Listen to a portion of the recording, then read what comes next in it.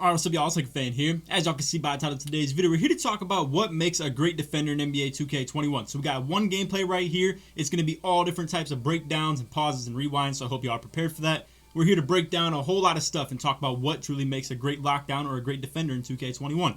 So I hope y'all enjoy. If you do, feel free to drop a like, sub if you're new, turn on them noties, all that good stuff. Y'all know the deal. Let's try these 1 to 1K likes in the first 24 hours. So if you guys have played much 2K21, you guys know the typical 3v3 lineup is going to be the play shot, prim lock, paint beast, triple Ps. Now these guys have the triple Ps, but it's a little bit different. So you can see they still got the play shot and the prim lock at the 1 and the 2, but they also have another prim lock at the 3. And we're here to talk about what makes this lineup so elite, the difficulties of defending it, and the difficulties of scoring on it, especially in this 3v3 stuff. And you know the deal, we're back at it again with 85 overall Kitchen playing the lock spot. We got my boy Shots top 5, I call him AK, he's at the 1 with his play shot, and then I'm lined up at the 3 with my two-way finisher, 6'7" pure red pie chart for those who are curious. But anyway, we're gonna get straight into the gameplay. So off rip, you're gonna see one adjustment they make on defense.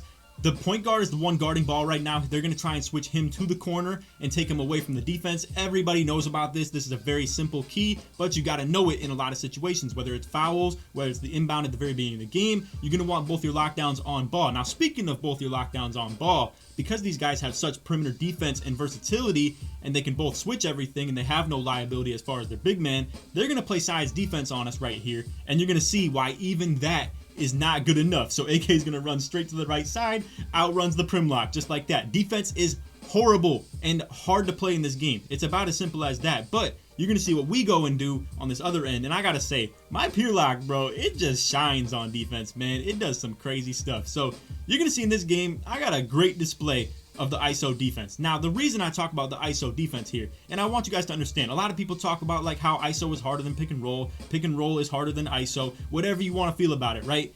All I can say is these guys did what they did with full intention of doing it. They're not just ISOing for the pride of ISOing. They think that literally they want to go at me all game. And the reason a lot of people do that, and you can see it just flops, I don't know why people feel like they just don't have to play defense in this game, especially the PLAYSHARP. You can see he just feels frustrated and he's just embarrassed, I guess, at that moment. But anyway, my whole point is, a lot of people, they ISO the quote-unquote big man, right? They think that's their weak matchup. They think I'm going to be the slow guy, when really, they probably just didn't pay any much attention in the intro, because Kitchen's an 85 overall with literally no badges. Now, if they were to do that, would I just let Kitchen get killed all day and just get ISO'd? No, I'm fighting through picks. It doesn't matter. But the fact that we were willing to play sides all day and they didn't just pick on Kitchen is the problem. Now you can see right there, I went for the slip, was calling out the pass, not exactly a lob, it wasn't a good angle for the lob, but either way, there were some offensive complications in this game. I got to get that out of the way right now. And one thing that I wanted to mention with this video too is while I'm talking about what makes a great lockdown in 2K21, I'm also here to talk about what they were doing so great on defense too. So you can see they step up from the corner right there off Kitchen.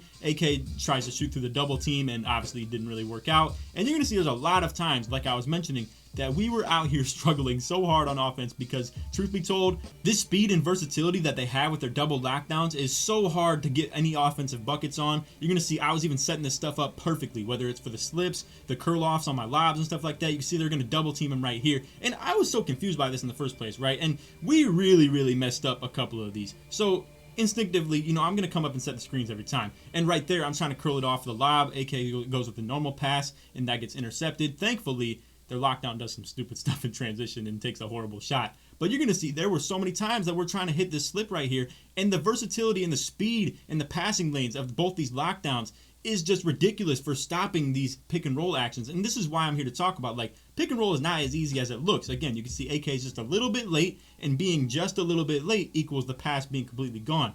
Now, a lot of people, they probably deal with this pick and roll action, right? And you got like some 6'10", 6'11" big that you play with. If you're a point guard out there and you're trying to get through screens, you feel like screens are hard to get through. Listen, they are. That's the truth about it. And honestly, it's not even so much the screens that are hard to get through. It's the fact that the dribbling is so fast, and when you put a screen with it, it's super hard to, like, literally just stick that dude for 24 seconds, right? But the problem that you probably run into is the fact that your big man is probably like super tall, refuses to play any types of help for you, and truth be told, you're probably not playing any sides like we are in this game, or how these guys are as far as our opponents go. Now you can see it is not the end all be all. Playing sides is not going to 100% guarantee that you're getting the stops, but it does put you in better positions to get the contests and stuff like that. Now you're gonna see they're gonna go ahead and ISO Kitchen on this play, and honestly I don't prefer that in the first place, but you can see, I mean, this dude's literally dribbling straight into him like 3 times right there, behind the back, straight into him, speed boost glitch. Now this is a nice little rotation right here. I crash down from the corner, Kitchen goes to the corner, and honestly we're gonna replay that real quick, because what this is gonna result in is a massive shot clock problem. So you're gonna see they're already down to 14. This dude was dribbling behind half court. Now the thing about dribbling behind half court, for anybody who's curious,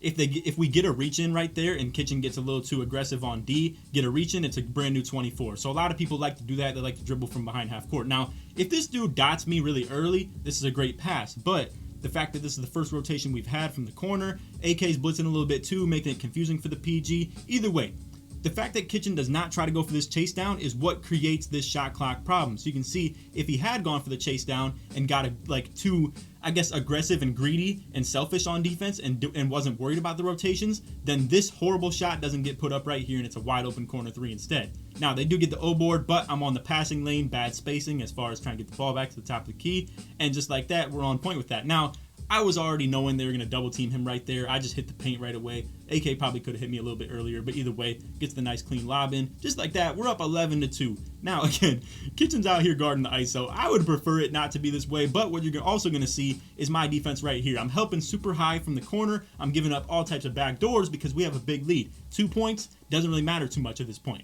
So what you're going to end up seeing on this one, I don't rotate on this one because, like I said, I don't want to give up too many threes in this point in time.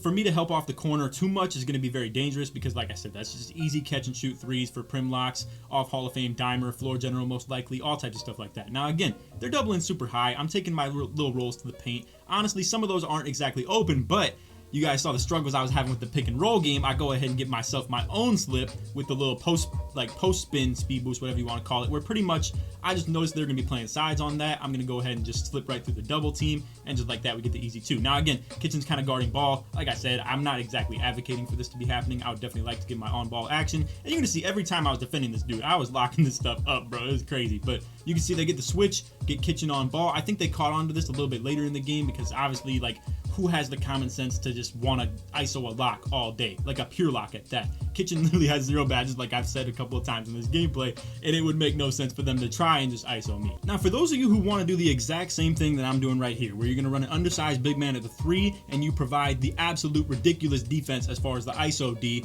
from the pure lock spot, right? And you're just going to go ahead and run with another prim lock. You need to know this tip right here. Do not press on ball. Do not press him. You're going to be too close. You're going to flick down on the right stick to try and switch your arrow so that you aren't just literally spinning around everywhere and you're holding LT on defense. If you try and flick your arrow down when you're pressing him, you are going to reach in every single time. You're going to get beat, you're going to get dusted, and dude's going to have a wide open 3 at the top of the key every single time. So do not press, stay behind half court. You can see I flick my arrow down, and I'm going to go ahead and just, get my arrow on the ball. And just like that, I have way better reactions and stuff like that. You can see I'm denying him off ball and stuff like that too. I mean, this was locked up, man. Unfortunately, AK fouled right here. Honestly, I was thinking I was on some Richard Sherman stuff right there. I was on every single move that he had, and we all know off-ball defense is atrocious in this game. Like, it's awful. But I gotta say, I've learned a lot of new methods in this game. I have a newfound love for defense in the 2K21, and honestly, I was thinking I would hate it, right? But with the speed boost glitch, the behind the back, the curry slide, all types of stuff like that, you think you have nothing to use as far as a lockdown in this game, as far as like tools in your shed that you can actually use in game to defend these people, because you would think with all the tools that the point guards have, you have no answer, but that's just not the case. You can definitely defend this stuff, whether it's screens, ISO.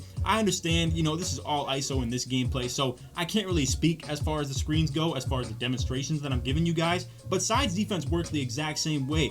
All they're going to take is their 2s and their slips. It's really about as easy as that. And when it comes down to all that stuff, and again, you can see Kitchen fiending for the on-ball defense. I'm trying to get on ball, but my man is over here just pressing super high. Anyway, my point is, scoreboard is a very important thing when it comes to being an inside big man. And for anybody out there who would maybe say run an inside big, and you're mad about the demonstration that I'm giving right here, where it's like the double prim locks, right? Where honestly, I feel like this is a better offensive set anyway. These PlaySharps demand double teams sometimes, and you can see nice rotations right there. This was beautiful defense right here, and AK still gets the 46% contest just like that. We get another nice defensive possession coming up right here. But anyway, back to my point. Having an inside big man, it's a nice addition, and what I have and what I bring to the table as far as the defense goes, it's a beautiful thing, and you're going to see rotations just going crazy right here, but I do want to stay on my point. So my whole thing is, it makes it a very easy defend if you're down on the scoreboard. So for situations like this, if they had an inside big man, we're straight up double teaming the point guard right now, and they can just take their twos, because that guy in the left corner, if he's an inside big man, obviously he's not spotting up from the corner. He has to just sit in the paint and there's nothing he can do. Or if he's running screens, we're just still double teaming the point guard anyway. So for those of you who say like ISO is harder to run and it's easier to defend, I completely disagree with that in the first place. But every time somebody just sees me and my team lock up some dude who ISOs, then everybody just, you know, wants to resort to the typical like, oh, it takes more skill, blah blah blah, stuff like that. Listen, like I'm saying, in a situation where we're up like this, up 20 to 6, on top of that, we could literally just double team this point guard every single possession, and there's nothing he can do about it. He's just straight up gonna have to take his twos every single time. Now, while I'm on that note,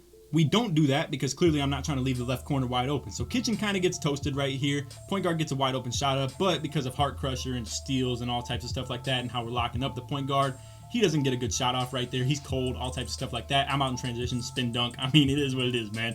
Anyway, crazy game. I thought that was super key for anybody who's trying to learn how to play defense in this game as well. I know I wasn't giving out many mechanical tips, but definitely some rotations and stuff like that. Obviously, the rebounding was on display right there, big time. And one key that I really want you guys to learn is switching your arrows, even with the inside bigs. Like I was telling y'all, some people just camp the big in the paint when they get the big man on their point guard. So situation I'm talking about, the opposing team's on offense. They're going to go ahead and run the screens until they switch your big man onto their point guard. And then once your big man is on their point guard, they're going to ISO your big man, and you as the point guard are going to be stuck in the paint and you have to rebound with their big, and he's just going to camp down there, get rebounds all day. Now, what I was telling y'all big time is switching your arrows if you're a big man who's switching onto that in that situation, and you're going to be able to hang a whole lot easier. If you do not have your arrow, it's going to be awful in ISO defense. You are just going to twist and turn around everywhere. The arrows are key, big time. But anyway, that's all for the video. I hope y'all enjoyed. If you did, feel free to drop a like, sub if you're new, turn on the noties, all that good stuff. Let's try this 1 to 1K likes in the first 24 hours. You can see final box score right here. I had 8.7 rebounds, 2 assists, 1 steal, and the Kitchen had a nice little force out turnover as well. That was pretty key. Actually, no, never mind. I think I had that one. And then AK played a pretty solid game. Obviously, like I said, it's very hard for us to score on teams like this, but we were able to get a lot of transition and stuff like that too. Defense was creating our offense for a big portion of this game. And like I was telling y'all, it was a hard time to score on these people with the versatility and speed they had on defense. There's a lot of thinking that goes into this pick and roll stuff, especially when it's 2 double locks like this, where they're both below like 6'7" or 6'8". They got so much mobility. I'm not just gonna dominate one in the paint. Let's be real. I'm not gonna grab the ball, just run in and try and dunk on their head, because what's the point in that? It's a contested 2-point shot. We're trying to get either wide open 2-point shots or feasible, somewhat open 3-point shots. That's just how stage is. 3-pointers rule, wide open dunks rule. That's just how it works. So anyway, whole point of this video is small, undersized, very versatile, and fast locks are definitely the move. Like you could see, I had that at the 3. Their 3 is super undersized as well. Undersized big men are just the wave. That's just how it is. The smaller, the better. Rebounding doesn't really matter. I mean, I had 7 rebounds, and had it been a true inside big man, I would have done plenty fine on the rebounds either way. But this is the thing. Defense and rebounding is all relative. It's actually a much more team-oriented thing than it is just your lockdown, and that's how I see it. Like, for instance, it doesn't matter if I can rebound with the big. Kitchen needs to be able to do it too. Doesn't matter if Kitchen can guard ball. I need to be able to do it too.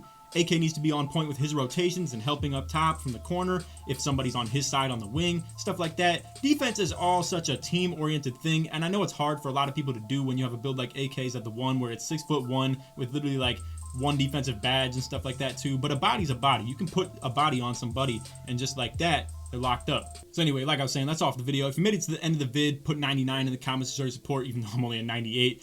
But yeah, if you made it to the end of the video, put 99 in the comments to show your support. Anyway, that's all for the video. Hope y'all enjoyed. Other than that, take it easy, man. Peace.